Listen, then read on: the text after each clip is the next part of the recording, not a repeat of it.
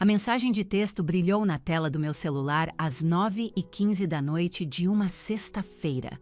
Era do Léo, meu irmão mais novo. Nem se dê ao trabalho de vir para o churrasco este fim de semana. A Clara disse que você só vai estragar todo o clima. Eu apenas encarei as palavras brilhantes. Meu peito se contraiu, um nó apertado de pressão, como se eu tivesse levado um soco. E então, observei enquanto os pequenos ícones de reação apareciam sob a mensagem dele. Um emoji de risada com choro da minha mãe. Um emoji de polegar para cima do meu pai. Estavam todos de acordo. Estavam se divertindo com isso, bem ali no grupo da família, rindo da ideia de me excluir. Para eles, eu era apenas a Ana, a irmã sem graça. A esquisitona que trabalhava em algum laboratório e não tinha a menor ideia de como se divertir. Eu era o fantasma da família. Eu não chorei, não joguei meu celular longe. Não respondi com um parágrafo longo e magoado, detalhando a crueldade casual deles. Digitei 2 palavras. Entendido. Então, coloquei meu celular com a tela para baixo na superfície polida da minha mesa de jacarandá. Olhei para a pilha formidável de documentos que me esperava. Era a aprovação final para o lançamento multibilionário de um novo sistema de diagnóstico médico. Peguei minha caneta tinteiro com ponta de ouro e assinei meu nome na linha de assinatura. Ana Martins, vice-presidente executiva. Minha família achava que eu era uma piada. Eles não faziam ideia de que era eu quem secretamente financiava a vida inteira deles. Mas eles estavam prestes a descobrir. Antes de entrarmos no resto da história, por favor, deixe seu like, se inscreva no canal e comente aqui embaixo de que lugar do mundo você está assistindo. Eu permaneci na minha cadeira executiva por um longo tempo depois de enviar aquela mensagem. A tela do celular estava preta, mas as palavras estavam gravadas no meu cérebro. Estragar todo o clima. Não era a primeira vez que eles diziam algo assim, nem de longe. Não era nem a coisa mais dolorosa que já tinham dito, mas foi a última. Por toda a minha vida, eu fui escalada como a figurante na produção da família Martins. Eu era a quieta, a séria. Meu irmão, Léo, era a estrela. Ele era sociável, carismático, um mestre do charme. Ele podia entrar em uma sala e se tornar instantaneamente seu centro gravitacional. Eu entrava em uma sala e os olhos das pessoas simplesmente deslizavam por mim, procurando por alguém mais divertido. Durante a infância, nossa mesa de jantar era o palco particular do Léo. Ele nos presenteava com histórias sobre suas proezas no futebol ou alguma pegadinha que ele fez na aula.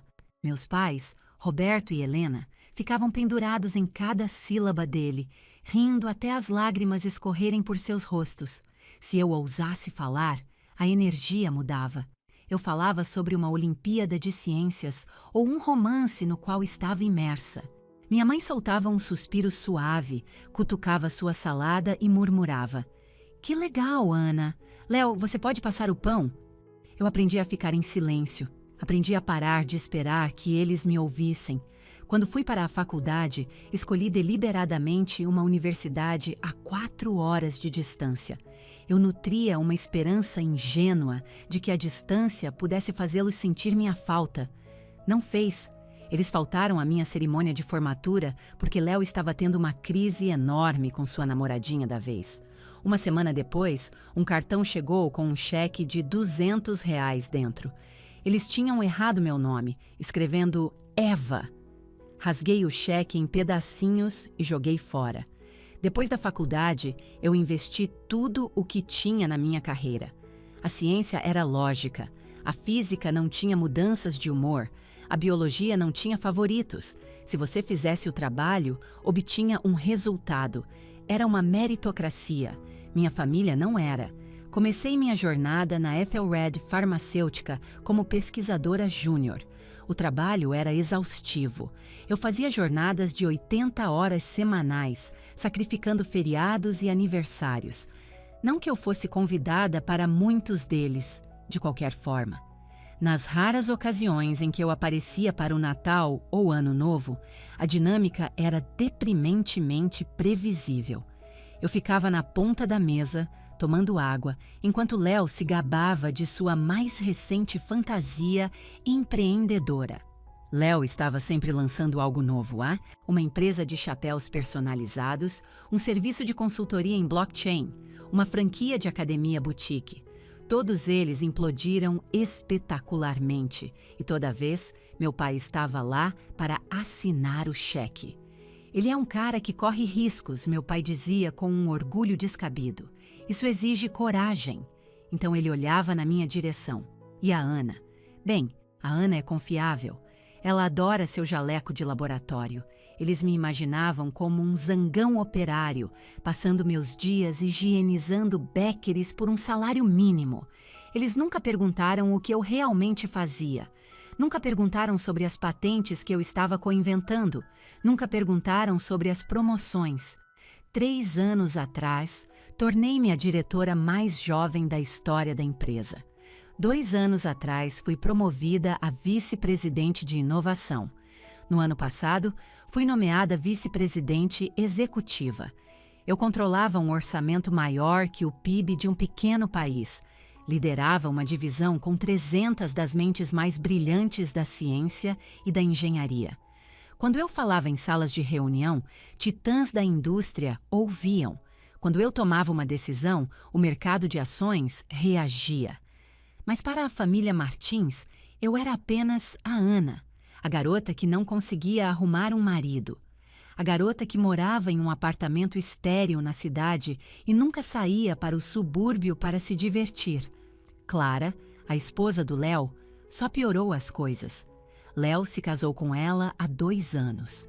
Clara era inegavelmente bonita, com dentes impecáveis, cabelo de salão perfeito e um sorriso que nunca alcançava seus olhos frios. Ela me tratava como um projeto de caridade. Ah, Ana, ela dizia em eventos de família, sua mão no meu braço pingando falsa piedade. Ainda com esse mesmo blazer cinza? Nós simplesmente precisamos te levar para fazer compras. Você parece uma professora substituta. Minha mãe ria. Não perca seu tempo, Clara. A Ana gosta de parecer simples. Isso mantém os homens à distância. Eles erguiam suas taças para brindar ao potencial ilimitado de Léo e ao gosto impecável de Clara. E eu ficava lá sentada, com a mente na apresentação para o conselho que eu tinha na manhã seguinte, onde decidiria o destino de um medicamento para Alzheimer que poderia mudar milhões de vidas. Eu nunca os corrigi. Por quê? Porque uma parte pequena, tola e infantil de mim queria que eles perguntassem. Eu queria que eles fossem curiosos. Eu queria que meu pai dissesse: Ana, me fale sobre o seu trabalho. Eu queria que minha mãe dissesse: estamos tão orgulhosos de você. Se eu tivesse que esfregar meu sucesso na cara deles, não pareceria real. Então eu fiquei quieta. Deixei que acreditassem que eu não era ninguém. Deixei que pensassem que eu estava me virando para pagar o aluguel. Deixei que assumissem que minha vida era uma existência pequena, triste e cinzenta. Foi um teste longo e doloroso no qual eles falhavam todos os dias. A mensagem do Léo foi a gota d'água. Nem se dê ao trabalho de vir para o churrasco. Não era sobre um churrasco estúpido, era sobre apagamento. Eles estavam ativamente me editando para fora do retrato de família porque eu não combinava com a estética deles. Eu não era borbulhante o suficiente. Eu não era brilhante o suficiente. Olhei ao redor do meu vasto escritório. Era tarde, bem depois das 9 da noite. As luzes do horizonte de São Paulo brilhavam além das minhas janelas do chão ao teto. Por anos eu os estive protegendo. Eu os estive sustentando das sombras, esperando por uma migalha de afeto. Levantei-me e caminhei até a imensa janela, pressionando a palma da mão contra o vidro frio e liso. Chega, sussurrei na sala silenciosa. A dor no meu peito estava se transformando, endurecendo em algo novo. Era frio, era pesado, parecia aço. Eles não me queriam na festa deles? Ótimo, eles não queriam a Ana irmã, mas eles não tinham ideia de que estavam prestes a conhecer Ana Martins, a vice-presidente executiva. Voltei para minha mesa e terminei de assinar a pilha de papéis. O lançamento do novo sistema de diagnóstico, o Veritas, estava marcado para segunda-feira. Ia revolucionar o campo da medicina. Meu rosto estava programado para estar na capa da Exame no próximo mês. Minha família não lia a Exame. Eles liam sites de fofoca de celebridades e seus feeds do Instagram. Guardei minhas coisas na pasta e apaguei as luzes. Enquanto caminhava em direção ao elevador privativo, uma estranha sensação de paz se instalou em mim. A espera havia acabado, a esperança se fora. E quando a esperança morre, o medo tende a morrer com ela. Eu não tinha mais medo da rejeição deles. Eu finalmente a tinha aceitado. Agora eu estava simplesmente olhando para o balanço. Dívidas eram devidas. E eu estava vindo para cobrar. A manhã de sábado na Ethelred Farmacêutica era tipicamente um assunto tranquilo, mas para mim era um dia de trabalho como qualquer outro. O lançamento do Veritas estava a apenas 48 horas de distância. Um zumbido baixo de atividade do pessoal essencial preenchia o prédio. Cheguei pontualmente às 7 da manhã. Eu amava o prédio quando estava quase vazio. Era meu santuário, minha fortaleza. Peguei o elevador expresso para o 50º andar. Minha assistente, Nina Vargas, já estava em sua mesa. Nina tinha 24 anos, era extremamente inteligente e ferozmente protetora comigo. Ela sabia mais sobre minha vida real do que minha própria mãe jamais saberia. "Bom dia, doutora Martins", disse Nina, me entregando um café preto fumegante. O jurídico enviou as versões finais do comunicado de imprensa. A equipe de marketing quer uma revisão final com a senhora ao meio-dia. "Obrigada, Nina", eu disse. "Segure todas as minhas ligações até às 10. Preciso zerar esta caixa de entrada." Entrei no meu escritório e fechei a pesada porta de carvalho. A manhã desapareceu em um turbilhão de produtividade focada. Este era o meu elemento. Aqui, eu não era a filha descartada. Eu era a responsável. Eu era respeitada. Eu era essencial. Por volta das 10h15 da manhã, meu interfone tocou. "Doutora Martins?" A voz de Nina tinha um tom de confusão. Apertei o botão. "Sim, Nina. Tem 2 pessoas na recepção. A segurança acabou de ligar. Eles dizem que são da sua família. Dizem que é uma emergência." Eu congelei, minha caneta pairando sobre um contrato. "Eles deram os nomes?" Perguntei, embora uma certeza fria já estivesse se insinuando. "Léo e Clara Martins", respondeu Nina. "Eles estão pedindo uma reunião sobre um investimento anjo. Estão exigindo ver a senhora.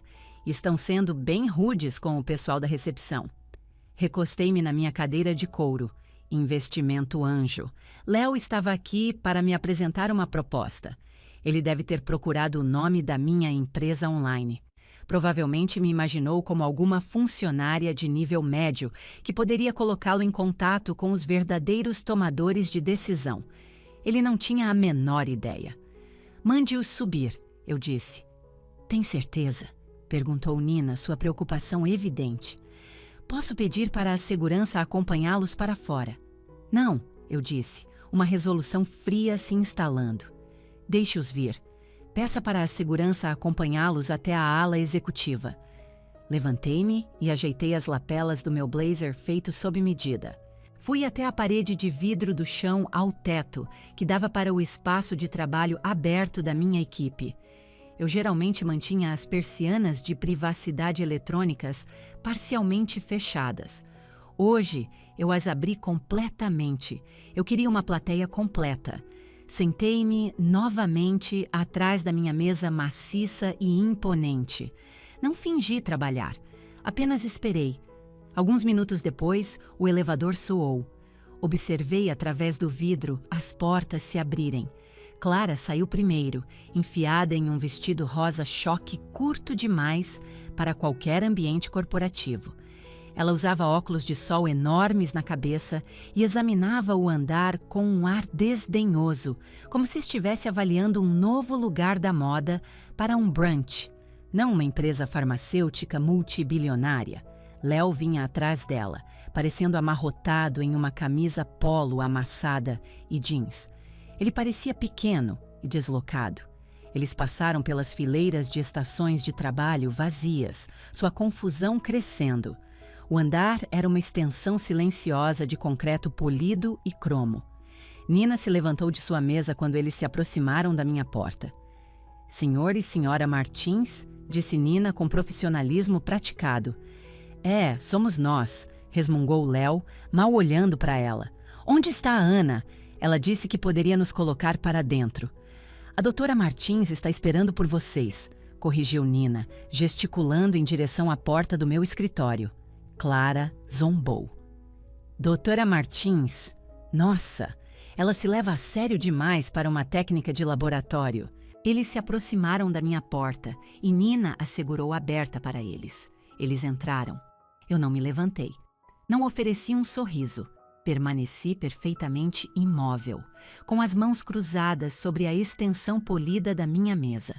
O escritório era vasto. A vista atrás de mim era um panorama deslumbrante do horizonte de São Paulo e do Parque Ibirapuera. Os móveis eram todos de couro elegante e aço escovado. Mas o que os fez parar abruptamente foi a parede diretamente atrás de mim. Era um painel de vidro fosco gravado com letras prateadas. Ana Martins, vice-presidente executiva. A Ethelred Farmacêutica. Clara parou tão de repente que Léo esbarrou nela. Ela encarou a placa. Então seus olhos correram para mim e de volta para a placa. Espera, disse Clara, sua voz normalmente confiante, agora fina e fraca. Este é o seu escritório? A mandíbula de Léo estava ligeiramente aberta enquanto ele absorvia a sala. Ele olhou para a arte abstrata cara nas paredes. Olhou para a vista de tirar o fôlego. Olhou para o terno italiano perfeitamente cortado que eu estava usando. Ana, disse Léo, sua voz um sussurro perplexo. O que é tudo isso? De quem é este escritório? Meu, eu disse. Minha voz era baixa, mas cortou o ar. Mas, gaguejou Léo, a mamãe disse que você era apenas uma pesquisadora, sabe, em um dos laboratórios dos fundos. Mamãe está errada, afirmei categoricamente, sobre muitas coisas. Gesticulei para as duas cadeiras baixas posicionadas em frente à minha mesa. Eram peças de design escolhidas especificamente para fazer qualquer um que se sentasse nelas se sentir um pouco intimidado. Sentem-se, eu disse. Não foi um pedido. Foi uma ordem. Eles se sentaram, de repente parecendo crianças, na sala do diretor. Clara cruzava e descruzava as pernas nervosamente, puxando a barra de seu vestido rosa choque. Ela era uma mancha berrante de cor na paleta fria e monocromática do meu escritório. O que vocês querem? Perguntei. Pulei as gentilezas. Não perguntei sobre a viagem deles. Não perguntei sobre o churrasco. Estávamos indo direto ao ponto. Léo olhou para Clara, claramente esperando que ela tomasse a iniciativa. Ela era a estrategista. Ele era o testa de ferro. Clara limpou a garganta, tentando colocar seu sorriso de vencedora de concurso de beleza, mas parecia frágil. Bem, ela começou, nós não tínhamos ideia de que você estava tão alto. Isso é ótimo, Ana, sério. Guardando tudo em segredo, hein? Eu não respondi. Apenas mantive meu olhar no dela. Ela se mexeu na cadeira. De qualquer forma, já que você obviamente está indo tão bem, isso é na verdade perfeito. É ainda melhor do que esperávamos. O que é? Perguntei. O investimento, disse Clara, tirando de uma bolsa de grife ridiculamente grande uma pasta amassada e manchada. Léo e eu temos este novo empreendimento. Vai ser absolutamente gigantesco. Olhei para uma pasta, mas não fiz menção de pegá-la. Vocês dirigiram até a cidade em um sábado para me pedir dinheiro, afirmei. No dia seguinte a me informarem que eu não era bem-vinda na sua casa. Léo se encolheu e olhou para seus tênis. O sorriso de Clara vacilou, mas ela continuou. Um trator de batom. Ah, para com isso, disse ela com um aceno de mão desdenhoso. Isso foi só coisa de família. Você sabe como é. Não seja tão dramática. Somos família, família, repeti. A palavra com gosto de veneno. Sim, família, disse Clara, sua voz se firmando. E família ajuda a família, especialmente quando um deles claramente se deu muito, muito bem. Seus olhos gananciosos examinaram o escritório novamente. Eu podia vê-la calculando mentalmente o valor dos móveis, meu salário. Os cifrões estavam praticamente girando em suas pupilas. Ela achava que tinha tropeçado em um baú de tesouro escondido. Olhei para Léo. É por isso que você está aqui? Para implorar? A cabeça de Léo se ergueu. Não estamos implorando. É um investimento. Uma startup. Que tipo de startup? Perguntei. Diagnósticos de bem-estar de última geração, disse Clara rapidamente. Sabe, coisas de saúde. Meio parecido com o que você faz aqui. Achamos que você poderia, sabe, fazer a empresa investir. Ou talvez você pudesse investir pessoalmente. Eu quase ri alto. A pura absurdidade daquilo. Eles não sabiam nada sobre medicina, nada sobre negócios. Quanto? Perguntei. Os olhos de Clara se iluminaram. Ela achou que eu tinha mordido a isca. 15 milhões, disse ela. Para a rodada inicial. Temos todo o plano de negócios, só precisamos do capital. Eu os encarei, deixando o silêncio se estender, espesso e sufocante. Então inclinei-me ligeiramente para mir à frente. Clara sorriu como um predador sentindo o abate. Ela empurrou a pasta amassada pela vasta mesa em minha direção. É uma vitória garantida, Ana, ela sussurrou. Léo vai cuidar das operações, eu vou cuidar de todo o marketing. Só precisamos do financiamento inicial. E como você está sentada neste escritório, 15 milhões provavelmente é só dinheiro de troco para você, né? Ela piscou. Ela realmente teve a audácia de piscar para mim. Olhei para a pasta patética. Eu não precisava abri-la. Eu sabia exatamente o que estava dentro.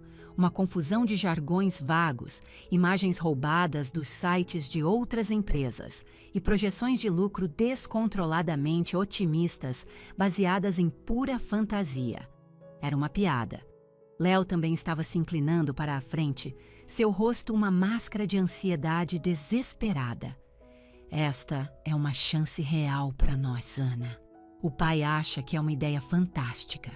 Ele disse que se alguém pudesse nos ajudar a começar, seria alguém na sua empresa. O pai nunca encontrou uma má ideia de negócio que não amasse, eu disse friamente, desde que não fosse ele quem estivesse pagando por ela. A expressão ansiosa de Léo desmoronou. Qual é, não seja assim? Ser como? Perguntei. Realista? Coloquei minha mão na pasta e lentamente a deslizei de volta pela mesa em direção a eles. Eu não a abri? Não, eu disse. A palavra foi um corte limpo e afiado na sala silenciosa. Final. O sorriso de Clara congelou em seu rosto. O quê? Não, eu disse novamente. Eu não vou investir. E a Ethelred Farmacêutica certamente não vai investir. Você nem olhou. A voz de Clara subiu 1/8. Você nem abriu a pasta. Eu não preciso, eu disse. Eu conheço você, Clara. E eu conheço o Léo. Vocês não têm a experiência, a educação e a disciplina fundamental para administrar uma criação de hamsters. Muito menos uma empresa de tecnologia médica. Seria o equivalente a atear fogo em uma pilha de dinheiro. Com licença? Retrucou Clara, a máscara de civilidade se quebrando. A verdadeira Clara, a valentona, estava emergindo. Você se acha muito melhor que nós só porque tem um escritório chique e uma cadeira grande? Você é só uma nerd, Ana. Você sempre foi uma nerd esquisita e solitária. Eu sou uma executiva, corrigia calmamente. E como executiva, eu identifico e rejeito maus investimentos para viver. Este é um investimento catastroficamente ruim. Léo parecia genuinamente magoado. Ana, nós precisamos disso. Estamos endividados, a hipoteca... As coisas estão muito apertadas. Estou ciente, eu disse. Talvez vocês devessem ter considerado isso antes de o Léo comprar uma lancha que ele nunca usa, ou antes de a Clara alugar uma Range Rover que ela não pode pagar. Clara bateu a mão com força na minha mesa. Como você se atreve? Você não sabe nada sobre nossas vidas. Eu sei que você me disse que eu estragaria o clima em um churrasco de família. Eu disse, minha voz perigosamente baixa. Eu sei que você ri de mim com meus próprios pais. Eu sei que você me vê como inútil, até o momento em que precisa do meu dinheiro. Eu me levantei. Com meus saltos, eu era mais alta que eles. Esta reunião acabou, eu disse. Saiam. Clara se levantou de um salto, o rosto manchado e vermelho. Nós não vamos a lugar nenhum até você nos dar um cheque. Nós somos família. Você nos deve isso. Eu não devo nada a vocês, eu disse. Sua egoísta desgraçada. Clara gritou, o som ecoando no escritório imaculado. Do lado de fora da parede de vidro, as cabeças se viraram. Minha equipe inteira agora assistia ao drama se desenrolar. Nina já estava de pé, a mão alcançando o telefone. Você fica aí sentada na sua pilha de dinheiro, enquanto seu próprio irmão está passando por dificuldades. Clara gritou, apontando um dedo com a unha feita para mim. Você é nojenta! Não é à toa que ninguém te ama. Não é à toa que você está completamente sozinha. Léo finalmente se levantou e agarrou o braço de Clara. Clara, para com isso. Vamos embora. Não. Ela se livrou do braço dele. Ela precisa ouvir isso. Ela se acha tão especial, mas não é nada. Ela é só um caixa eletrônico ambulante. É tudo o que ela é para qualquer um. Apertei o botão do interfone na minha mesa. Segurança, eu disse, minha voz calma e clara. Meu escritório, agora. Você vai chamar a segurança para o seu próprio irmão? Perguntou Léo, seu rosto uma máscara de horror. Estou chamando a segurança para 2 invasores que estão criando um distúrbio em um ambiente corporativo. Respondi. Em segundos, 2 seguranças grandes e uniformizados apareceram nas portas de vidro. Eles entraram sem bater. Doutora Martins? Um deles perguntou. Por favor, escoltem essas pessoas para fora do prédio, instruí. Eles não devem ser permitidos de volta nas instalações. Revoguem suas credenciais de visitante permanentemente. Sim, senhora, disse o segurança, aproximando-se de Clara. Senhora, se puder me acompanhar. Clara encarou o segurança. Depois olhou para mim, seus olhos ardendo de fúria pura. Ela pegou sua bolsa e a pasta rejeitada da mesa. Você vai se arrepender disso, Ana, ela cuspiu. Vou garantir que mamãe e papai saibam exatamente como você nos tratou. Você nunca mais será bem-vinda em outro evento de família. Eu não estava planejando ir, eu disse. O segurança a pegou pelo cotovelo. Ela tentou se soltar, mas começou a se mover em direção à porta. É por isso que ninguém te quer por perto! Ela gritou enquanto a guiavam para o corredor. Você é fria! Você é um monstro! Sua voz reverberou por todo o andar. Meus funcionários assistiam em silêncio atônito. Léo olhou para mim uma última vez antes de segui-la. A raiva se fora, substituída por um olhar de puro pânico. Ana, ele sussurrou. Nós realmente precisávamos daquele dinheiro. Então vocês deveriam tê-lo conquistado, respondi. Ele se virou e saiu, os ombros caídos em derrota. Os seguranças fecharam a porta atrás deles e o silêncio voltou com tudo. Sentei-me. Meu coração estava acelerado, mas minhas mãos estavam firmes como uma rocha. Olhei para o lugar na minha mesa onde Clara havia batido a mão. Havia uma mancha fraca e gordurosa. Peguei um lenço de papel da caixa e limpei-o cuidadosamente. Respirei fundo e de forma constante.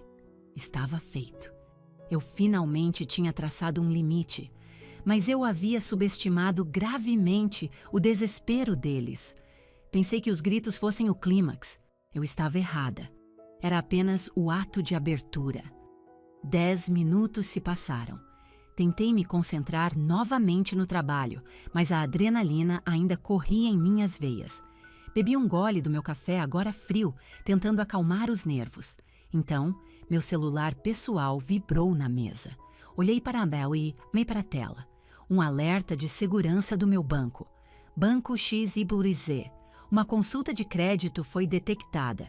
Tipo, pedido de empréstimo pessoal. Valor, R$ 2.500.000. Status, pré-aprovado. Franzi a testa. Eu não havia solicitado um empréstimo. Eu não precisava de um empréstimo. Desbloqueei rapidamente meu celular e abri o aplicativo do banco. E lá estava. Uma solicitação pendente, enviada há apenas 3 minutos. Nome do solicitante: Ana Martins. Consignatário: nenhum. Cliquei nos detalhes. O endereço residencial listado não era o meu apartamento de luxo na cidade.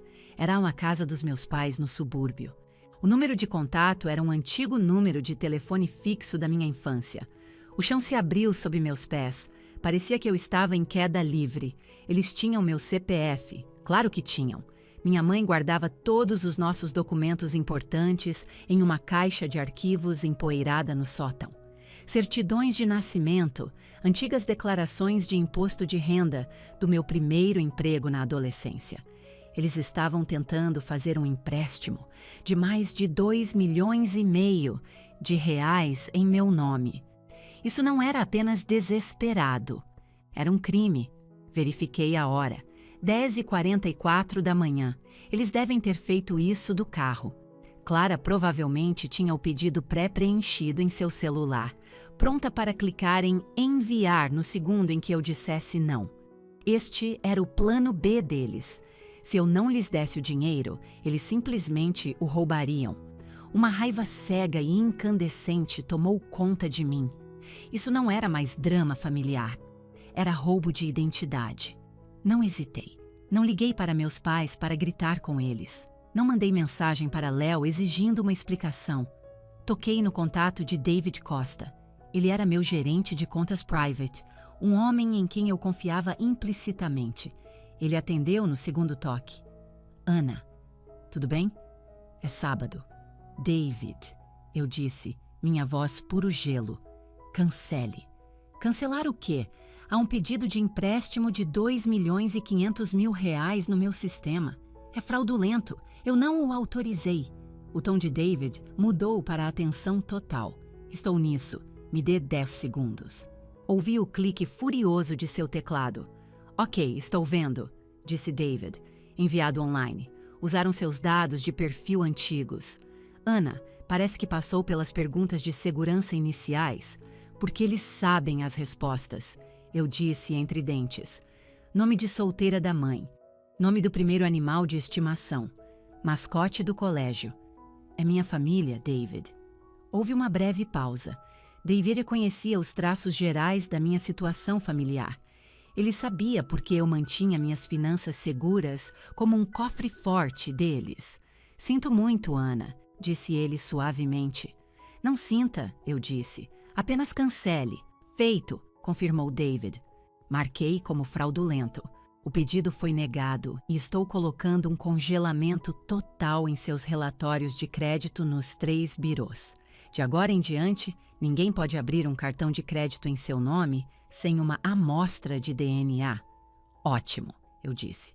E David, preciso do endereço de IP e do carimbo de data e hora exatos do pedido. Quero a pegada digital. Você vai acionar as autoridades? Ele perguntou. Estou montando um caso, respondi. Apenas me envie. Enviado, disse ele. Se cuida, Ana. Desliguei. Às 10h46, o e-mail de David estava na minha caixa de entrada. Mostrava que o pedido foi enviado de um dispositivo móvel. Os dados de localização apontavam para a garagem do prédio do meu escritório. Eles nem tinham saído da garagem antes de tentar me roubar. Fiquei ali sentada, olhando para a prova concreta. Senti-me fisicamente doente. Eu havia quitado o último empréstimo do carro do Léo. Eu havia comprado secretamente a própria casa em que ele morava. Eu tentei, por tanto tempo, ser a boa irmã. E a resposta deles foi cometer um crime federal contra mim. Às 10h50, meu telefone começou a vibrar insistentemente. Chamada recebida, Léo. Ignorei. Chamada recebida, Léo. Ignorei. Chamada recebida, Léo. Ele estava em pânico. Ele devia ter acabado de receber a notificação de que o empréstimo foi negado e marcado como fraudulento. Ele sabia que eu sabia. Na quinta chamada, atendi. Ela está histérica, Ana! Léo gritou no telefone antes que eu pudesse falar. Ele não estava se desculpando. Ele estava atacando. Você a humilhou. Primeiro você nos expulsa e agora isso. O banco acabou de enviar um alerta de fraude. Você tem alguma ideia do que isso faz conosco? Tomei um gole do meu café frio. Eu sei exatamente o que faz. Disse calmamente. Impede vocês de roubarem mais de 2 milhões de reais de mim. Não estávamos roubando! Gritou Léo. Íamos pagar de volta. Assim que o negócio decolasse, só precisávamos do capital. Você forjou eletronicamente minha assinatura, eu disse, minha voz desprovida de emoção. Você usou meu CPF sem meu consentimento. Isso é roubo de identidade, Léo. Isso é fraude eletrônica. Dependendo do promotor, isso dá de 5 a 20 anos em uma prisão federal. A linha ficou em silêncio absoluto. Tudo o que eu podia ouvir era sua respiração ofegante e Clara soluçando dramaticamente ao fundo. Você não mandaria seu próprio irmão para uma prisão, ele sussurrou. Você tentou destruir minha vida financeira, contrapus. Você não se importou se eu perdesse minha autorização de segurança. Você não se importou se eu ficasse com uma dívida incapacitante. Você só se importou com o que queria. Somos família! Ele gritou de novo, agarrando-se à única palavra que ele achava ser um escudo mágico. Não mais, eu disse. Diga a Clara para parar de chorar. Ela vai precisar conservar sua energia. Para quê? Perguntou Léo, a voz trêmula. Para a ordem de despejo, eu disse. O quê? Houve um momento de silêncio atordoado. Mais alguma coisa? Perguntei. Ana, espera. Terminei a chamada. Coloquei o telefone de volta na mesa. Minhas mãos tremiam agora, não de medo, mas da pura e inalterada onda de adrenalina. Eu finalmente tinha puxado o gatilho. Eu tinha revidado e eu estava apenas começando. Abri meu laptop. Eu tinha mais um e-mail para enviar. Eu precisava saber tudo sobre a Clara. Eu precisava saber exatamente contra quem eu estava lutando. Digitei uma mensagem curta e direta para Franco Mendes, o chefe de segurança privada da Aethelred. Ele era um ex-agente especial da Polícia Federal. Ele poderia encontrar um único grão de areia em uma praia e contar sua história inteira. Assunto: investigação de antecedentes urgente. Nome: Clara Martins, anteriormente Jenkins. Escopo: histórico financeiro e criminal completo. Apertei enviar. A guerra havia começado e eu pretendia vencer. Naquela noite, o silêncio do meu apartamento parecia pesado, opressivo. Passei a tarde olhando para a cidade, minha mente um turbilhão de estratégias legais e raiva fervente. Pedi comida, mas não a toquei. Apenas fiquei sentada, esperando o próximo golpe. Às 7 da noite, meu porteiro interfonou. Doutora Martins, tem um pacote para a senhora. Deixado por um mensageiro, sem remetente. Pode mandar subir, eu disse. Alguns minutos depois, eu estava segurando um envelope pardo grosso. Era pesado, sólido. Não tinha selos, apenas meu nome rabiscado em marcador preto. Levei-o para a ilha da cozinha, abri o topo com uma faca e esvaziei o conteúdo no mármore frio. 2 coisas caíram. A primeira era um dossiê grosso, encadernado em espiral, com uma capa transparente. Parecia profissional, exatamente o tipo de relatório que a equipe de Franco Mendes produziria. O segundo era um envelope branco menor, simples, endereçado à mão. Reconheci a caligrafia instantaneamente, o laço deliberado do A, o ângulo agudo do M. Era do meu pai. Meu estômago se contraiu. Por que meu pai estava me enviando um pacote secreto? Uma carta de ódio? Um processo preventivo? Uma carta formal de deserdamento? Abri o envelope branco primeiro. Dentro havia uma única folha de papel ao maço. Ana, eu sei o que aconteceu no seu escritório. Léo nos ligou em pânico. Sua mãe está furiosa. Ela queria chamar a polícia para você por assédio. Eu disse a ela para esperar. O Ricardo Dawson me ligou. Ele disse que você pediu uma verificação de antecedentes da Clara. Como uma cortesia para mim, ele queria que eu soubesse antes de enviar o relatório para você. Eu disse a ele para me enviar primeiro. Eu li, Ana. Eu li tudo. Eu não tenho estômago para o que precisa ser feito. Sou um homem velho e só quero paz. Mas você sempre foi a forte. Mesmo quando te tratamos como se não fosse. Se você consegue lidar com isso, por favor, faça. Pai. Encarei o bilhete, minhas mãos começando a tremer. Seu covarde, sussurrei para o apartamento vazio. Ele sabia. Ele tinha visto a prova do que Clara era. E em vez de proteger seu próprio filho, em vez de se desculpar comigo, ele havia passado a responsabilidade para mim. Ele estava me usando como arma. Ele queria que a irmã esquisita limpasse a bagunça da família para que ele pudesse manter as mãos limpas. Você sempre foi a forte. Aquela frase deveria ter sido um elogio. Pareceu um tapa na cara. Ele reconhecia minha força, mas passou a vida inteira assistindo minha mãe e meu irmão me tratarem como se eu fosse frágil e insignificante. Ele ficou de braços cruzados enquanto eles zombavam de mim. Ele até participou. E agora que o lobo estava no galinheiro, ele estava se escondendo atrás de mim. Deixei o bilhete de lado. Uma resolução fria e dura se solidificou no meu peito. Tudo bem? Se ele queria que eu fosse a executora, eu seria. Peguei o dossiê. Assunto: Clara Martins, nascida Jenkins. Preparado por Mendes Soluções de Segurança. Eu o abri. A primeira página era um resumo executivo. Era devastador. Clara não era apenas uma má influência. Ela era uma predadora profissional. Casamento anterior. Marcos Ribeiro, 2018 a 2021. Resultado: divórcio solicitado pelo Sr. Ribeiro, citando diferenças irreconciliáveis. Impacto financeiro: Sr. Ribeiro declarou falência 3 meses após o divórcio. Virei a página. Os detalhes eram nauseantes. Clara havia aberto 1 dúzia de cartões de crédito em nome do ex-marido. Ela havia feito empréstimos empresariais fraudulentos para um serviço de concierge de luxo que nunca teve um único cliente. Ela havia forjado a assinatura dele em um empréstimo com garantia de imóvel. Quando Marcos descobriu a fraude, ele estava com mais de R$600 mil em dívidas. Ele perdeu seu negócio, sua casa, tudo. Clara chorou no tribunal, alegando ser cônjuge inocente. Ela se fez de vítima dizendo que Marcos era controlador e a forçava a assinar documentos que ela não entendia. E o tribunal a deixou ir embora, deixando-o nos destroços financeiros. A próxima sessão era sobre Léo. O relatório mostrava que Clara estava aplicando exatamente o mesmo golpe no meu irmão.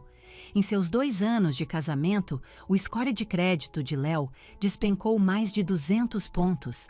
Havia 3 cartões de crédito estourados em nome dele que ele quase certamente não sabia que existiam. Havia um gravame em sua caminhonete. E então, o golpe de misericórdia. Ela convenceu Léo a sacar seu fundo de previdência privada, PGBL, antecipadamente, incorrendo em uma penalidade fiscal massiva. O valor? Pouco mais de R$1,5 milhão de reais. E para onde foi o dinheiro? Transferência bancária para Lux Negócios, Limited. Proprietária única, Clara Jenkins. Ela estava sistematicamente desviando todo o futuro dele para uma empresa de fachada. Ela o estava sangrando até secar, assim como fez com Marcos. Virei as páginas. Fotos de suas extravagantes maratonas de compras, cópias de extratos bancários. Era metódico, era pura maldade. Meu irmão era um tolo. Sim, ele foi cruel comigo, sim. Mas ele estava sendo devorado por um parasita. E meu pai sabia. Ele havia lido este mesmo relatório. Ele sabia que seu filho estava sendo financeiramente destruído. E não fez nada porque tinha medo da reação da minha mãe. Ele tinha medo de quebrar a ilusão de sua família perfeita. Fechei a pasta, fui até a janela. A cidade era uma grade cintilante de luzes. Pensei na mensagem de texto: estragar todo o clima. Eles não me queriam lá porque eu era séria demais, real demais. Bem, a realidade estava vindo para todos eles. Voltei para minha mesa. Eu precisava fazer uma ligação. Encontrei as informações de contato no relatório de Marcos Ribeiro. Ele estava morando em um pequeno apartamento em uma cidade a poucos quilômetros de Léo e Clara. Ele trabalhava no turno da noite em um centro de distribuição. Um homem que já foi dono de uma próspera empresa de paisagismo agora estava recomeçando do zero.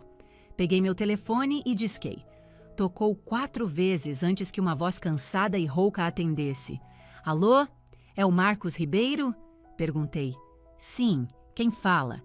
Meu nome é Ana Martins, eu disse. Sou a irmã do Léo Martins. Houve um silêncio longo e pesado do outro lado da linha. Se você está ligando para se gabar dela, disse Marcos, sua voz endurecendo, pode desligar agora. Não quero ouvir o nome dela. Não estou ligando para me gabar, eu disse. Estou ligando porque estou segurando um arquivo que detalha exatamente como ela arruinou sua vida e como ela está fazendo a mesma coisa com meu irmão agora. Ouvi-o soltar um suspiro longo e trêmulo. Eu tentei avisá-lo, sussurrou Marcos. Mandei uma mensagem para ele no Facebook antes de eles se casarem. Ele me bloqueou. Disse que eu era apenas um ex com ciúmes. Ele não sabia, eu disse.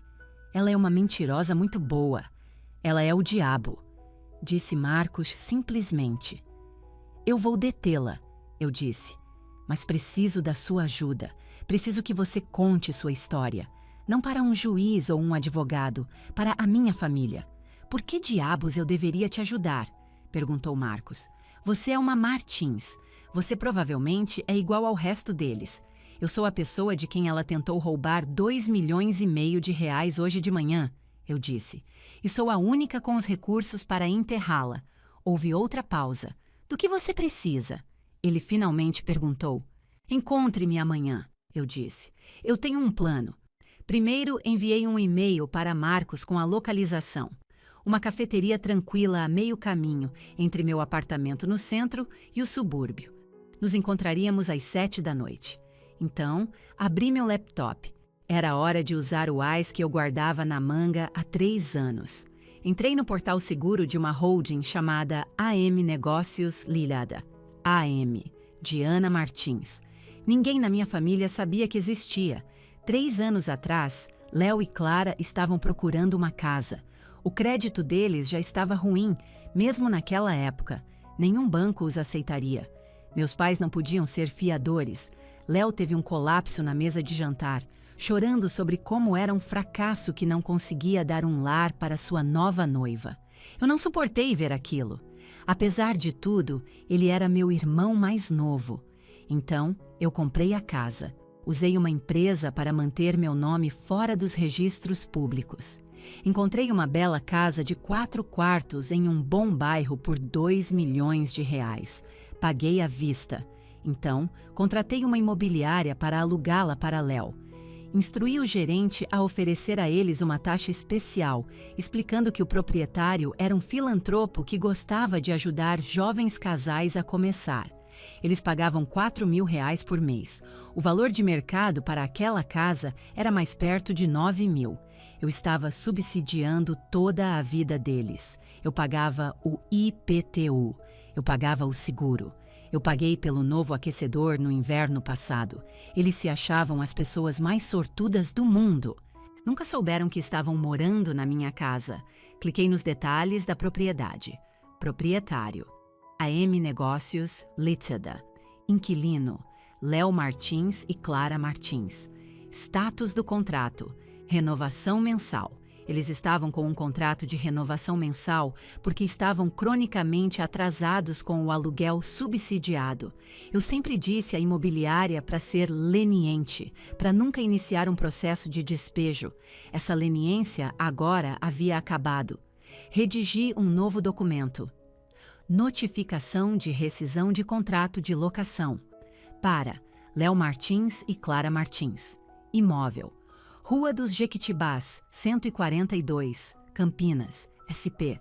Ficam notificados de que seu contrato de locação com renovação mensal está rescindido. Vocês têm 30 dias para desocupar o imóvel. Encarei as palavras, despejando meu próprio irmão. Parecia duro, parecia cruel. Então me lembrei do pedido de empréstimo fraudulento. Lembrei-me de Clara gritando que ninguém me amava. Lembrei-me do bilhete covarde do meu pai. Eu não os estava despejando por despeito. Eu os estava despejando porque a casa era meu ativo e eles eram criminosos morando na minha propriedade, usando meu endereço para cometer fraude contra mim. Imprimi a notificação e a assinei. Gerente, M Negócios, Lítida. Em seguida, fui ao meu portal bancário e encontrei o débito automático que havia configurado para as contas de serviços públicos da casa. Eu também estava pagando as contas de água e luz. Outro pequeno benefício. Status. Ativo. Cliquei em cancelar. Confirmar cancelamento? Sim. Uma sensação estranha tomou conta de mim. Senti-me mais leve. Por anos eu os carreguei, arrastando seu peso morto montanha acima, enquanto eles me chutavam nas canelas. Eu estava finalmente soltando a corda. O resto do dia passou em uma névoa. Arrumei meu apartamento, organizei o dossiê, fiz 3 cópias de tudo. Uma para mim, uma para a polícia se chegasse a esse ponto e uma para o churrasco. Às 6 da tarde, entrei no meu carro e saí da cidade. O trânsito estava leve. A maioria das famílias já estava em seus destinos de feriado, fazendo churrasco, rindo, aproveitando o início do verão. Eu estava indo para a guerra. Parei no estacionamento da cafeteria às 6h55. Marcos já estava lá, encostado em um sedã velho e amassado. Ele parecia mais velho do que sua idade, o rosto marcado pelo estresse. Usava uma camisa de trabalho desbotada. Estacionei meu SUV de luxo reluzente ao lado do carro dele e saí. Ele olhou para mim, depois para minhas roupas, depois para o meu carro. Ele semicerrou os olhos. Você não se parece em nada com seu irmão, disse ele. Não mesmo, respondi, estendendo a mão. Sou a Ana. Ele a apertou. Seu aperto era áspero e caloso. Você trouxe o arquivo? Ele perguntou. No carro, eu disse. Você trouxe o que eu pedi? Ele assentiu e abriu o porta-malas. Dentro havia uma grande caixa de plástico cheia de documentos. Registros do tribunal, disse ele, apontando. Extratos bancários. As mensagens ameaçadoras que ela me enviou quando finalmente tentei deixá-la. Está tudo aí. Ótimo, eu disse. Então, qual é o plano? Perguntou Marcos. Nós simplesmente invadimos a festa amanhã? Não, eu disse. Vamos para a casa deles primeiro, hoje à noite. Quero que eles te vejam antes do evento principal. Quero que fiquem apavorados. Marcos realmente sorriu. Não era um sorriso feliz, era um sorriso sombrio e satisfeito. Não a vejo há 3 anos, disse ele. Ela provavelmente acha que estou morto ou na prisão. Ela disse às pessoas que eu enlouqueci. Ela diz muitas coisas às pessoas, eu disse. Hoje à noite vamos esclarecer as coisas. Por que você está realmente fazendo isso? Marcos perguntou novamente, seus olhos perscrutando meu rosto. Olhei para o sol poente brilhando no capô do meu carro. Porque eles tentaram roubar de mim, eu disse. E porque meu pai me pediu para resolver isso. Seu pai está nessa? Meu pai é um espectador, eu disse. Eu sou quem está jogando o jogo. Tudo bem, disse Marcos, batendo o porta-malas. Vamos fazer isso. Siga-me, eu disse. Eu sou a dona da casa onde eles moram. Vamos fazer uma visita aos inquilinos. As sobrancelhas de Marcos se ergueram. Você é a dona? Eles não sabem disso, eu disse, mas saberão em cerca de 20 minutos. Voltei para o meu carro. Meu coração batia lento e constante. A armação estava completa. A armadilha estava montada. Agora eu só precisava acioná-la. A viagem para Campinas levou 15 minutos. O sol havia se posto, lançando sombras longas e profundas sobre os gramados suburbanos silenciosos. Era um bairro pitoresco. jardins bem cuidados, bandeiras do Brasil nas varandas, bicicletas de crianças deixadas nas calçadas. Era exatamente a vida que meus pais sempre imaginaram para seu menino de ouro. Parei no meio-fio em frente à Rua dos Jequitibás, 142. A casa parecia impecável. As roseiras estavam em plena floração. Uma nova guirlanda sazonal pendia na porta da frente. A caminhonete de Léo estava na garagem, ao lado da Range Rover alugada de Clara. Desliguei o motor. Marcos parou atrás de mim. Saímos. A rua estava silenciosa, exceto por um latido de cachorro distante. Pronto? Perguntei a Marcos. Ele respirou fundo, segurando uma pasta grossa de seus próprios documentos. Sim, disse ele. Esperei muito tempo por isso. Caminhamos juntos pela calçada de pedra. Eu não bati. Apertei a campainha e a mantive pressionada. Ouvi passos apressados lá dentro, depois a voz de Clara. Eu atendo. Deve ser a entrega de comida. A porta se abriu. Clara estava lá de calça de moletom e regata, uma taça de vinho na mão. Ela sorria, esperando um entregador de pizza. Quando me viu, seu sorriso evaporou. Ana, ela retrucou, o rosto uma máscara de aborrecimento. O que você está fazendo aqui? O Léo disse que nós não... Então seus olhos se deslocaram para o homem ao meu lado. Seu rosto ficou flácido. A cor sumiu, deixando um branco pálido e acinzentado. A taça de vinho escorregou de seus dedos e se estilhaçou na varanda, o vinho tinto espirrando no concreto e em suas meias. Mar, ela sussurrou. O apelido dele, aquele que ela usava quando fingia amá-lo. Marcos deu um passo à frente para a luz da varanda. Olá, Clara, disse ele. Sua voz era estável, mas eu podia ouvir os anos de raiva zumbindo logo abaixo da superfície. O que ele está fazendo aqui? Ela gaguejou, olhando descontroladamente dele para mim. Você trouxe meu ex-marido para minha casa? Você está louca? Quem está na porta? Léo chamou da sala de estar. Ele apareceu no corredor, vestindo uma camiseta que dizia CEO em treinamento. Ele viu o vidro quebrado, me viu e então viu Marcos. Léo congelou, um olhar de total confusão em seu rosto. Ele reconheceu Marcos, mas seu cérebro não conseguia processar sua presença. Marcos, disse Léo. Que diabos está acontecendo? Podemos entrar? Perguntei educadamente. Não, Clara gritou. Saiam! Fora da minha propriedade! Não é sua propriedade, eu disse calmamente. Passei por cima dos cacos de vidro e entrei no hall. Marcos me seguiu. Clara tropeçou para trás. Entramos na sala de estar. Um programa de auditório estava berrando na TV. Sentem-se, eu disse. Você não pode simplesmente entrar aqui. Léo se impertigou, tentando estufar o peito e bancar o protetor. Ana, saia agora antes que eu chame a polícia. Por favor, chame, eu disse. Adoraria mostrar a eles o relatório de fraude eletrônica que tenho na minha pasta. Vai poupar-lhes uma viagem. Léo congelou. A palavra fraude o atingiu como um golpe físico. Ele olhou para Clara. Ela tremia. Sentem-se, repeti. Eles afundaram no sofá bege, o mesmo sofá que eu havia escolhido e pago quando mobiliei o lugar para seus inquilinos anônimos. Marcos ficou perto da televisão, uma figura silenciosa e imponente.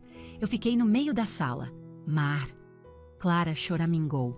Por favor, apenas vá embora. O que quer que ela tenha te dito é tudo mentira. Marcos jogou sua pasta na mesa de centro. Aterrissou com um baque surdo. Esse é o meu processo de falência, Clara, disse Marcos. Esses são os extratos do cartão de crédito com suas cobranças fraudulentas.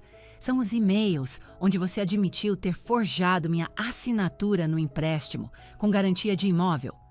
Léo encarou a pasta. Depois estendeu a mão para pegá-la. Não toque nisso, Léo, Clara gritou, avançando para ir à mão dele. Deixe-o ler, eu disse. Léo puxou a mão de volta. Ele olhou para sua esposa com um horror crescente. O que é isso? Ele perguntou. É o seu futuro, disse Marcos sombriamente. É exatamente o mesmo golpe que ela está aplicando em você agora. Léo abriu a pasta e começou a ler. Seus olhos se arregalaram. A conta da Lux Negócios, Léo sussurrou, a voz falhando. Essa é a empresa em que você disse que estava investindo com o dinheiro do meu PGBL. É uma empresa de fachada, disse Marcos. É a conta bancária pessoal dela. Ela te drena, move o dinheiro para lá e quando você está quebrado, ela te abandona. Ela fica com o dinheiro, você fica com a dívida. Léo olhou para Clara. Isso é verdade? Não. Clara estava soluçando agora, lágrimas grandes e teatrais. Eles estão mentindo, estão tentando nos arruinar porque são invejosos. A Ana tem inveja do nosso amor. Eu verifiquei seu crédito hoje, Léo. Intervi friamente, logo antes de cancelar o empréstimo fraudulento que vocês solicitaram. Seu score no Serasa é 540. Você tem 3 cobranças da Receita Federal contra você. Você está se afogando e ela é a âncora amarrada aos seus pés. Léo largou a pasta. Ele enterrou o rosto nas mãos. Meu Deus, ele gemeu. Meu fundo de aposentadoria. Acabou, cada centavo, confirmou Marcos. A sala ficou em silêncio, exceto pelos soluços performáticos de Clara e a música alegre do programa de auditório. Por que você está fazendo isso? Clara gritou para mim, o rosto uma bagunça de rímel borrado. Você estraga tudo. Você é uma bruxa infeliz e solitária. Eu sou a proprietária, eu disse. Tirei o segundo documento da minha pasta, a notificação de despejo. Coloquei-a na mesa de centro, diretamente sobre o arquivo de falência de Marcos. O quê? Léo perguntou, olhando para cima. A casa, eu disse. Eu a comprei há 3 anos, através da minha holding. Eu tenho subsidiado o aluguel de vocês. Eu tenho pago por todo este estilo de vida. Clara parou de chorar instantaneamente. Sua boca se abriu. Você, ela sussurrou. Você é a dona desta casa. Cada tijolo, confirmei.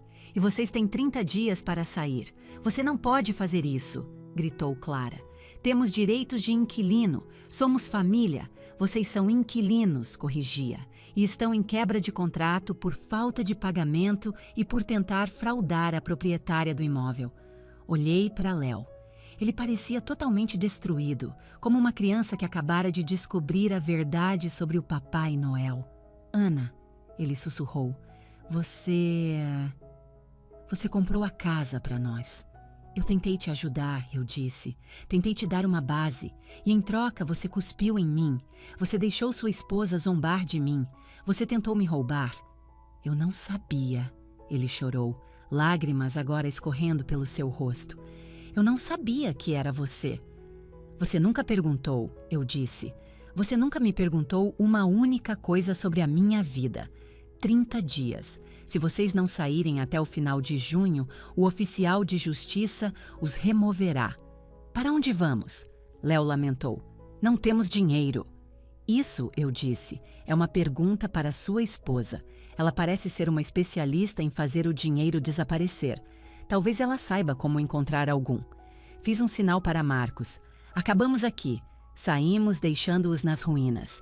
Clara gritava atrás de nós. Você não pode fazer isso. Vou te processar. Vou contar para a mamãe. Léo não disse mais uma palavra. Ele apenas ficou lá sentado, cercado pelos destroços de sua vida. Saímos para o ar fresco da noite. Marcos olhou para mim e eu vi um peso ser tirado de seus ombros. Obrigado, disse ele. Obrigada, respondi. Vejo você amanhã. Amanhã, eu disse. O churrasco. Temos mais uma apresentação a fazer para o Conselho de Diretores. Marcos sorriu. Eu não perderia por nada neste mundo. Feriado de Corpus Christi. Segunda-feira, 14h. O céu estava de um azul brilhante e sem nuvens. O ar estava denso com o cheiro de carvão e protetor solar. O quintal dos meus pais estava agitado. Carros enfileirados na rua. Eles convidaram todo mundo, vizinhos, primos distantes, amigos da igreja. Era o evento social da temporada da família Martins.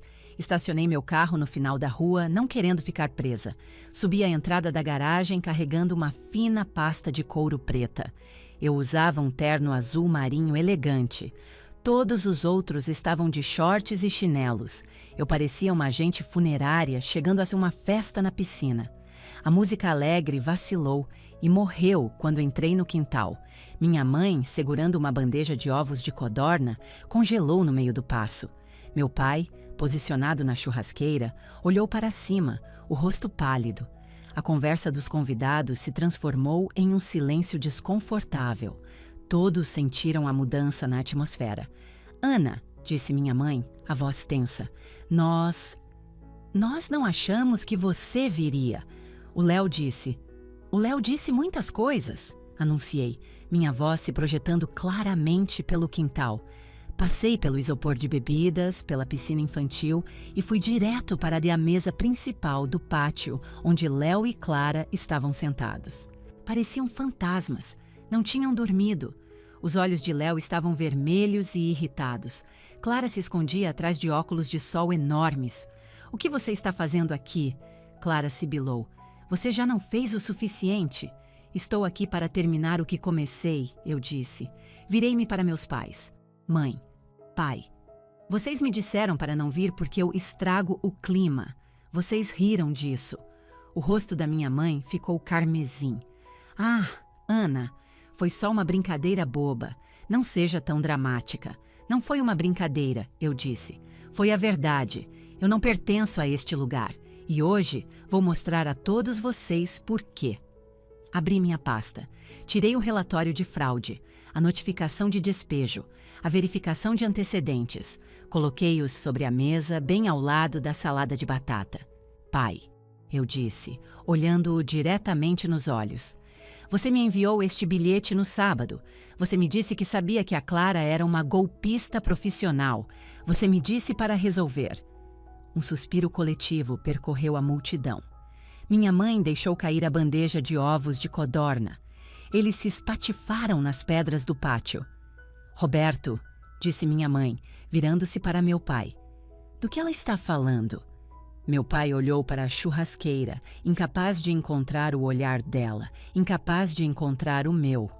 Eu tinha suspeitas", ele murmurou. "Suspeitas?" Eu disse em voz alta.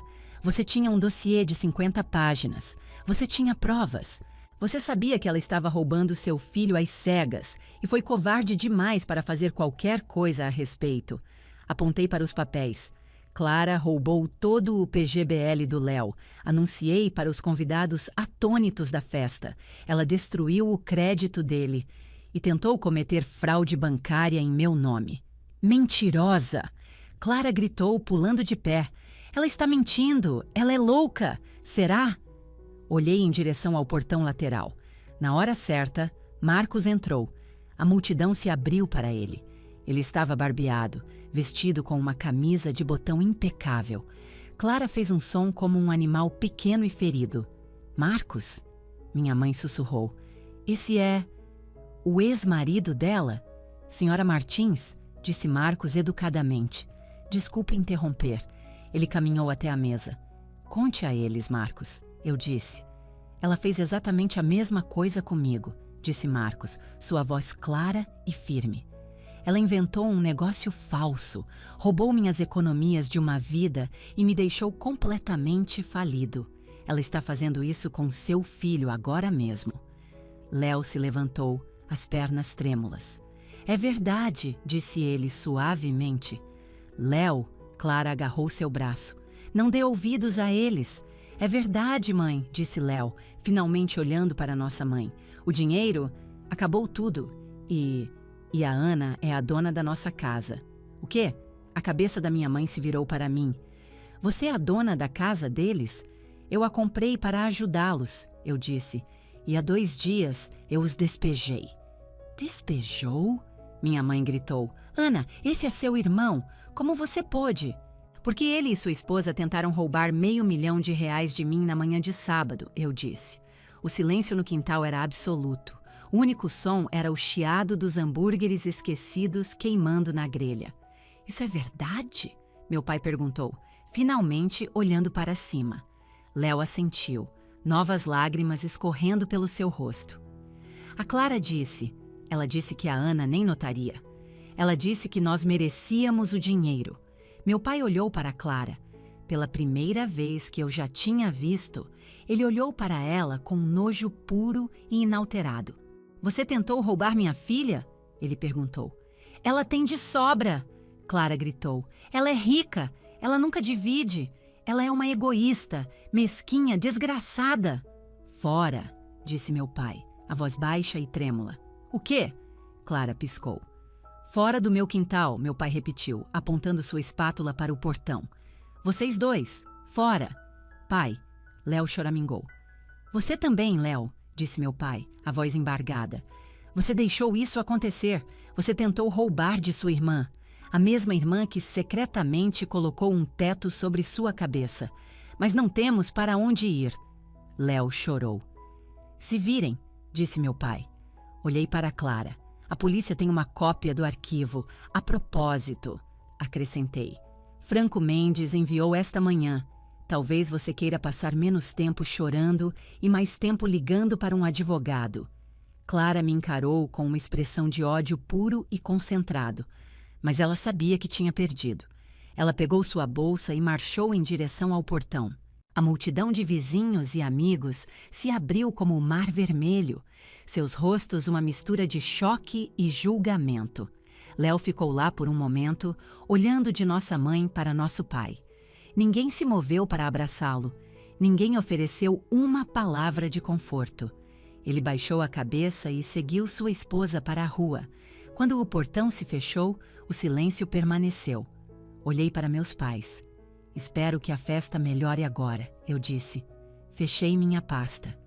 Ana, disse minha mãe, aproximando-se de mim. Espere, nós não sabíamos. Vocês não queriam saber? Eu disse. Virei-me para Marcos. Pronto para ir? O almoço é por minha conta. Picanha, disse Marcos. Quero uma picanha bem cara. Fechado, eu disse. Saí do quintal. Não olhei para trás. Deixei todos eles lá com seus hambúrgueres queimados, seus ovos derramados e a verdade feia que eles passaram anos tentando ignorar. 3 meses depois, agosto. O calor opressivo do verão finalmente começava a dar uma trégua. O ar trazia a primeira promessa nítida do outono. Eu estava sentada no meu escritório, na Ethelred. O lançamento do sistema Veritas tinha sido um sucesso monumental. Nossas ações subiram 40%. O conselho tinha acabado de aprovar um pacote de bônus para mim que era francamente obsceno. Nina entrou. Doutora Martins, uma carta pessoal para a senhora. Ela me entregou um envelope branco simples. Eu conhecia a caligrafia. Era do meu pai. Eu não falava com eles desde o churrasco. Havia bloqueado seus números e configurado um filtro de e-mail. Abri a carta. Ana, espero que esta carta a encontre bem. Vejo sua empresa nas notícias de negócios. Estamos orgulhosos. Queria te dar uma atualização. A retomada da casa do Léo foi concluída. Sei que você a vendeu. Espero que tenha tido um bom lucro. A Clara está enfrentando 3 processos cíveis. O banco, as empresas de cartão de crédito e o Marcos Ribeiro estão todos processando-a. O Ministério Público está investigando as acusações de roubo de identidade que você registrou. A situação não parece boa para ela. O Léo pediu o divórcio no mês passado. Ele é um homem quebrado, Ana. Perdeu o emprego, está morando no nosso sofá. Chora o tempo todo. Tivemos que vender a lancha para ajudar a pagar suas despesas legais iniciais. Sua mãe voltou a trabalhar meio período na biblioteca pública para ajudar a complementar a renda. Está tão quieto aqui agora, quieto demais. Você nunca se sente culpada? Sei que não éramos uma família perfeita, mas éramos uma família. Agora está tudo em pedaços. Valeu a pena? Com amor, pai. Li a carta 2 vezes. Você nunca se sente culpada? Ele ainda não tinha entendido. Ele ainda achava que eu era responsável por despedaçar a família. Ele não conseguia ver que a família já estava quebrada, sem conserto. Eu apenas fui aquela que acendeu as luzes para que todos pudessem ver as rachaduras. Ele queria que eu sentisse remorso. Ele queria que eu consertasse. Ele queria que eu abrisse meu talão de cheques novamente. Peguei uma folha do meu papel timbrado, pesado e personalizado. Peguei minha caneta tinteiro. Pai, Eu não me sinto culpada. Às vezes, para proteger um corpo, é preciso cortar o câncer antes que ele se espalhe e mate o hospedeiro. Eu salvei vocês da Clara. Eu salvei o Léo de uma vida de dívidas e ruína, mesmo que o tratamento tenha sido doloroso. Eu não despedacei a família. Eu apenas parei de segurar os cacos quebrados. Espero que o Léo encontre seu caminho, mas ele terá que fazer isso por conta própria, assim como eu fiz. Por favor, não escreva mais. Ana. Selecionei o envelope. Nina. Chamei. Sim, doutora Martins, envie isto para mim, por favor, e depois peça nosso almoço. Tailandês. Bem apimentado. Girei minha cadeira para encarar a janela. A cidade se estendia diante de mim, infinita e brilhante. Pensei em Léo dormindo no sofá, na mesma sala de estar onde eu já fui invisível. Pensei na minha mãe arrumando livros na biblioteca silenciosa. Pensei no meu pai fazendo churrasco para em um quintal silencioso. Todos eles estavam vivendo com as consequências de suas escolhas. E eu estava vivendo com as minhas. Respirei fundo. O ar no meu escritório era fresco e limpo. Estava quieto. Mas não era o silêncio de ser ignorada. Era o silêncio da paz conquistada.